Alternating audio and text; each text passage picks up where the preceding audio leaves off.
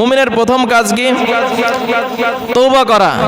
যতক্ষণ সে তওবা করতে থাকবে ততক্ষণ সে ভালো থাকবে। যেমন আমরা দুনিয়াতে বিভিন্ন ধরনের জিনিস বানাই, বানানোর পর এখানে যদি কোনো ময়লা পড়ে আমরা পরিষ্কার করতে থাকি। একটা লোহার জিনিস, এটা ময়লা পড়ার পরে, জং ধরার পরে যদি পরিষ্কার করা হয় সেটা ভালো থাকে। আর যদি জং ধরার পর এটা পরিষ্কার না করা হয় তাহলে জং ওই জিনিসটাকে, ওই লোহাটাকে খেয়ে শেষ করে ফেলায়। আমাদের মনেও বিভিন্ন ধরনের গুনার কথা আসে, আমাদের আচরণে অনেক ধরনের গুনাহ আসে, আমরা অনেক ধরনের গুনার কাজ করে ফেলি। তো এই গুনার কাজ করার পরে যদি আমরা তওবা না করি তাহলে আমাদের অন্তর কালো হতে থাকবে। কেমন কালো হবে?